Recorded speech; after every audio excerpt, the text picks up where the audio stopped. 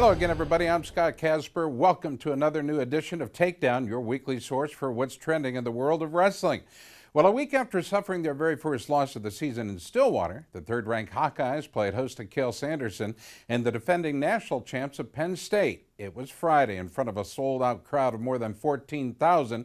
The battle for the Big Ten supremacy started with a pair of undefeated lightweights, top-ranked Thomas Gilman and PSU freshman Nick Siriano. In a low-scoring defensive battle, a first-period takedown was the difference as the Hawk senior came out on top 3-2.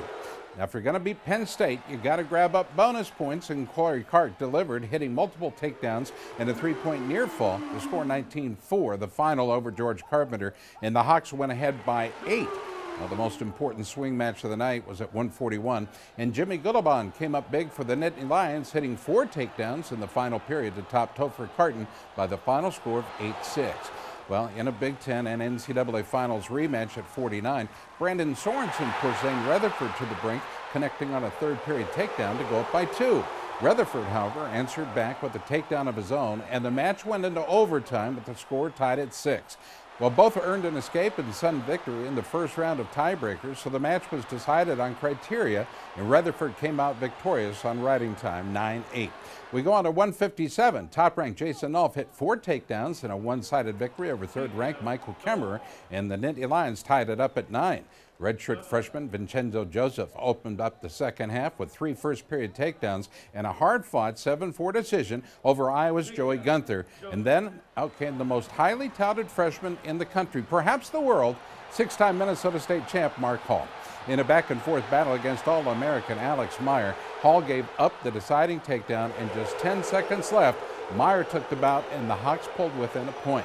But just 38 seconds into the match at 184, the momentum was gone and the arena fell silent as Bo Nickel countered a shot by Sammy Brooks with a wicked spladle and a pin to put the Lions up 7.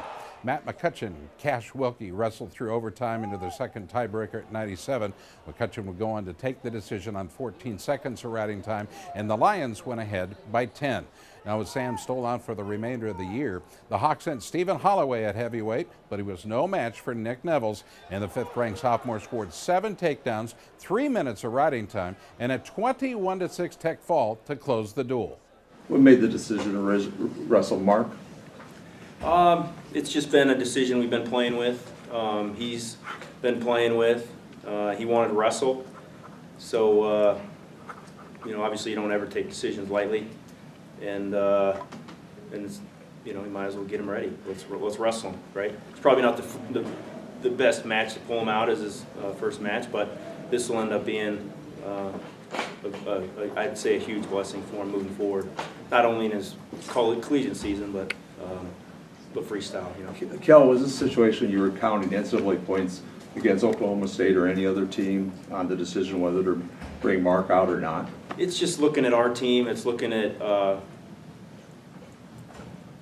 kid's got to be, he's got to want to do it, right? Obviously, with Hall in the lineup, we have a better team, and Mark's he's pretty special. So tough loss for him tonight. Breaks my heart a little bit for him, but he'll be stronger because of it.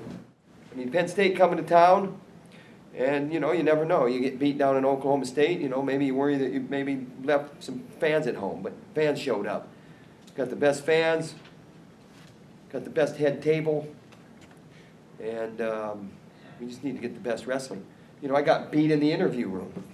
I got beat all over tonight. It's on me. Thanks to Casey's General Stores, our highlights will continue. That's after the break. You're watching Takedown.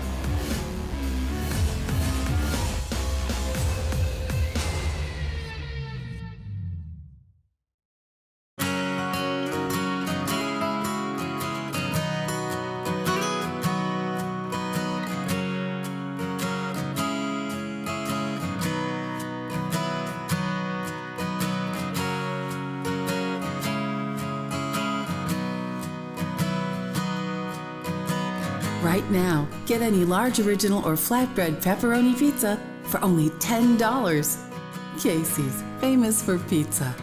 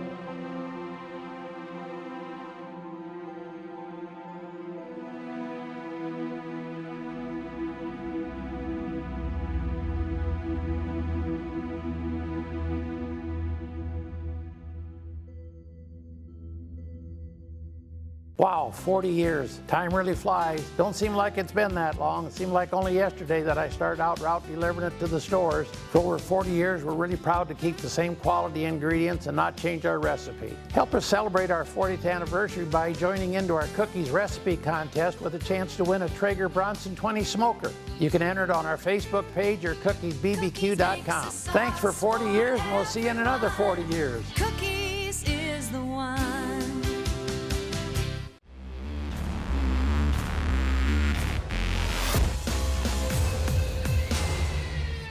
Well, the top-ranked and undefeated Oklahoma State Cowboys picked up 2 more dual victories over the weekend. Following a 29-point victory over West Virginia, the Pokes earned 5 bonus-point victories in a blowout of South Dakota State.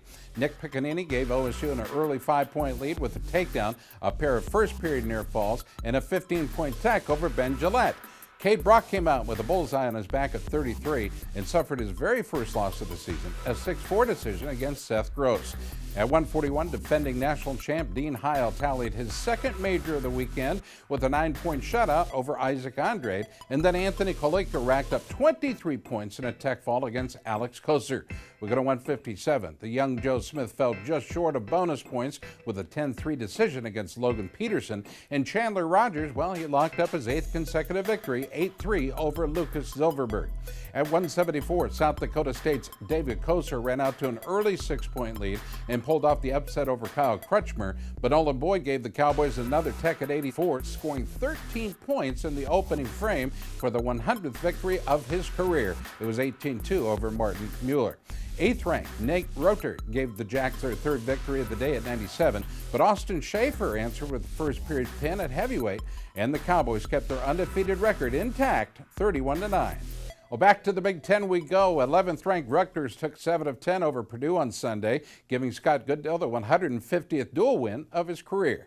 From the Rutgers Athletic Department, let's take a look at some of the highlights and the night's head coach on his major milestone.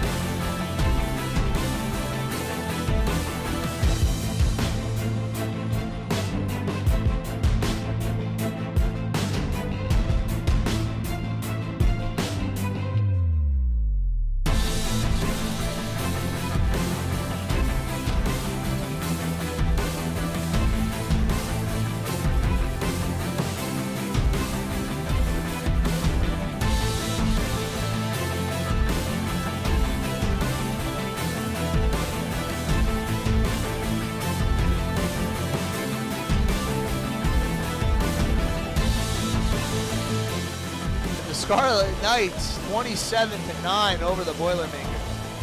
An impressive performance against a very good Purdue squad.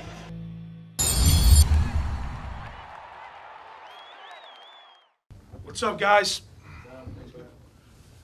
Good. I'll just give you a little how I think it went. Good match. That's a good Big Ten team. They're going to win a lot down the road. It kind of sets us up for the national duels. If we could do what we're supposed to do, we'll be in a good spot. Obviously, we're going to probably make the national duels at this point. So where we're going to go is based on how we finish in this conference. So we got some big ones coming up. But that one had me worried for a long time. They wrestled really, really hard. And so it was a good, overall, it was a good team win. Scott, they announced after the game your 150th. After the match. Yeah, I do that. Yeah. After the match, 150th win for you, dual win at Rutgers. Yeah. Mean anything for you? Means we won a lot of matches. That's good. He told me that coming in here. It's pretty cool. We won a lot of matches. I have a good staff. Put a lot of time into it. Been winning a lot of matches, and that's good. Well, every year the United States Sports Academy presents the Distinguished Service Award to individuals who have made outstanding contributions to athletics through instruction, research, or service. This year's recipients started the wrestling program at Grandview University in 2009, and since that time, he's made the Vikings the most dominant team in any division. From the Vikings Athletic Department, the 2016 Distinguished Service Award winner, well, it's Nick Mitchell. Before we make the presentation for this Distinguished Service Award, let me read to you just a couple of the past recipients of this award. Pat Summitt, winningest basketball coach in NCAA basketball history from the University of Tennessee. Don Shula, winningest coach in the history of the NFL. At this time, I'd like to present to you, Coach Mitchell, the United States Sports Academy Award, the Distinguished Service Award for the head wrestling coach, Grandview University.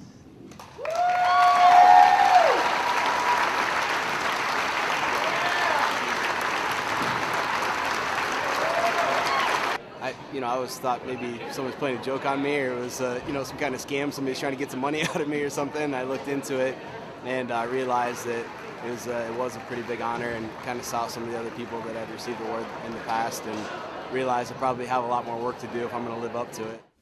You're watching Takedown, brought to you by Yellow Blue LED.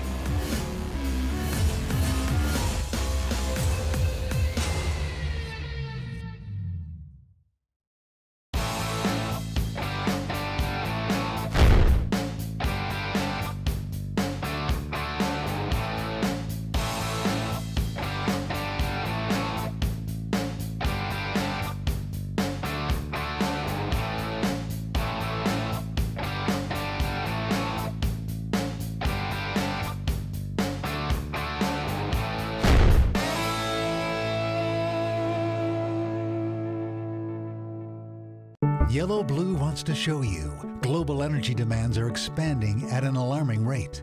Power grids in the U.S. are aging while coal plants continue to close at record rates. Utility rates are at an all-time high and there's no end in sight. If this concerns you, call Yellow Blue, delivering products and services that are not only green but cost-effective. You can be independent, safe, and secure. We'll show you how at yellowbluetech.com.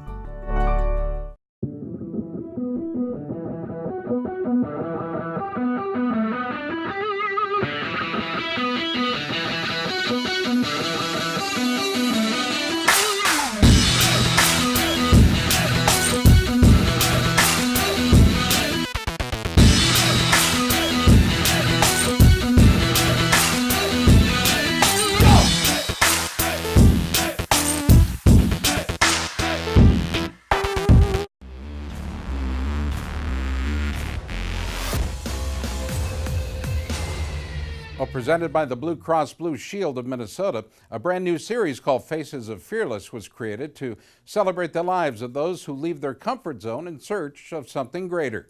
Brett and Chris Farr grew up wrestling each other in the family's barn outside of Le Sueur, Minnesota. Both are now stars of the hometown Gopher wrestling team and the focus of this episode of Faces of Fearless, a culture of Minnesota wrestling. There's probably three things the boys did when they were growing up. They were either farming and they were training for wrestling, or they were doing their homework. They got up early before school. They did a workout, which was nice with Chris and Brett, 11 months apart. We're pretty close in size, so we wrestle quite a bit. I mean, he's just another support system for me, and I'm a support system for him. We push each other both academically and athletically, and I'm very thankful for all the support he's given me through the years.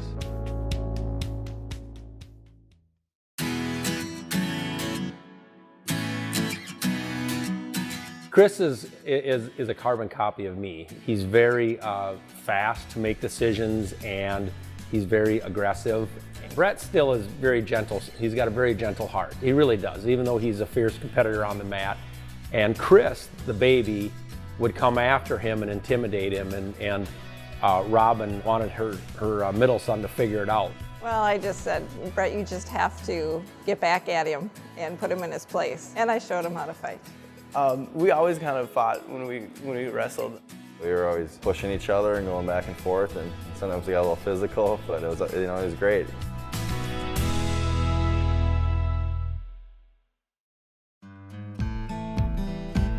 So we farm a little more than 800 acres. We have a finishing hog barn. We usually have about 1,000 hogs. My mom and dad make me feel lazy, I guess. They're always working, they're always busy, and it's pretty incredible. It's hard work, it's a hard lifestyle. I've learned a lot from growing up on a farm, and I guess the biggest thing is a great work ethic and always being ready to roll up the sleeves. We kind of reap what we sow, right? And the discipline of the farm and just the hard work and the adaptability that we do from day to day, it feeds well into a sport like wrestling.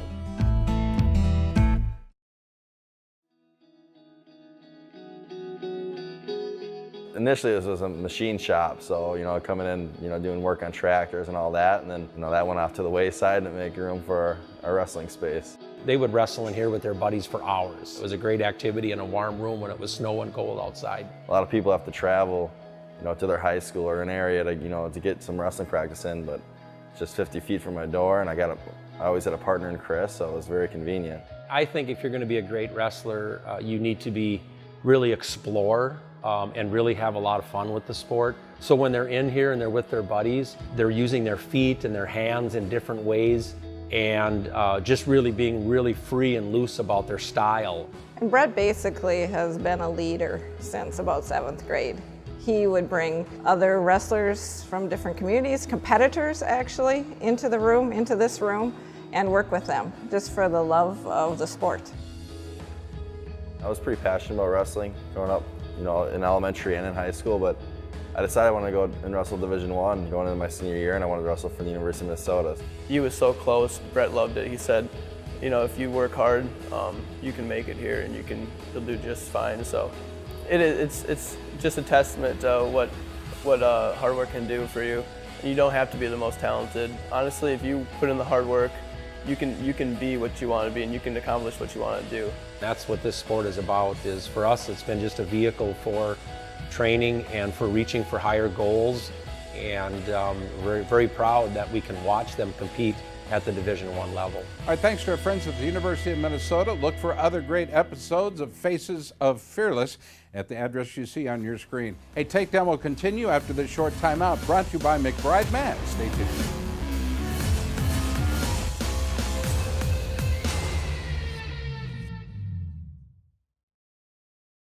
The war raged for generations. No amount of bravery and conviction could end the infected, unyielding rage. And with every battle, the evil grew, changed, evolved. The warriors needed nothing short of a miracle to stop the infection, and a miracle they received. Your body is at war against skin infections and diseases each time you step onto the mat. Protect yourself against the invasion. Defend Soap. Defend what you have built.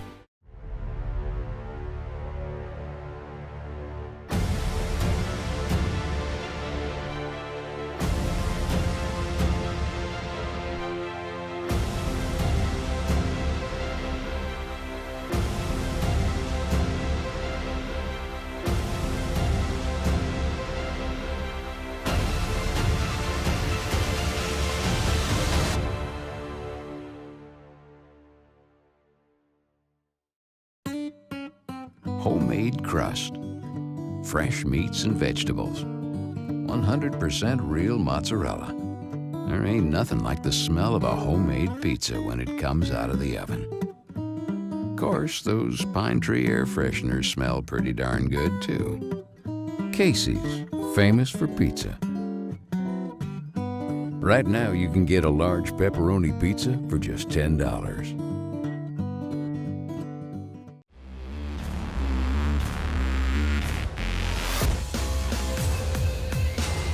All right, welcome back. Our coverage continues. We head to Norfolk, Virginia with a longtime friend of the show and a national title contender at 184. He's Jack Decco of Old Dominion. Jack, welcome back to the show. How are you? Good. I'm very good. Happy birthday. 23 years today. Yeah. Yep. Celebrated so far with some eggs and coffee. Eggs and coffee. When we think about one's wrestling career, perhaps All-American status is All-America status is good. NCAA championship is even better. But Coach Steve Martin believed in you, and you believed in yourself, and you did achieve All-American status for the program, for yourself, cementing your position and your history. Talk about that first NCAA All-America status. How special was that for you? It was special for me because obviously I wanted to come to ODU to, grow myself as a better wrestler, a better person. I didn't want to stay close to home, and honestly, it's been the best decision. But cementing that All-American status is huge. Especially, I did it as a freshman at Old Dominion. I think that means more than being a freshman at Ohio State or Iowa. it feels so much better to do it for Steve Martin and myself at a small school like this. Steve Martin is, as your coach, it's not always like this, by the way. Steve Martin is an inspiration. His lineage goes back and goes back and goes back. As a matter of fact, he and I share some lineage at the University of Iowa. But he is an inspiration, isn't he? Yeah, he is. I mean, I feel like a lot of people don't take him seriously or don't know how good of a coach he is, which is fine because, I got him. So, it's a plus for me. He's so knowledgeable in the sport of wrestling, so smart. He is so smart in the wrestling psychology part. He's dealt with everything you can imagine, some crazy stuff. He's got crazy stories. He's had some really good kids wrestle for him, some really awful kids wrestle for him, but in the end, they all seem to make it. If you buy in, it's obviously a two-way street, and I bought into him 100%. And I've seen what he's done for me, and I really appreciate everything he's done for me. And he is an inspiration for sure. You're a very dominant wrestler. When you are on top, point-wise, time-wise, let's say riding time even, you get it done. I loved watching you at the Midlands this year. Pardon me. I loved watching you at the Midlands this year when you were on fire. I watched you break down Miles Martin. Miles Martin coming off an NCAA championship year for Ohio State. Talk about breaking down Miles Martin. He's a tough cat, but I don't know... I thought perhaps early that the maturity was there as far as wrestling goes. Perhaps we've not seen the best of him yet.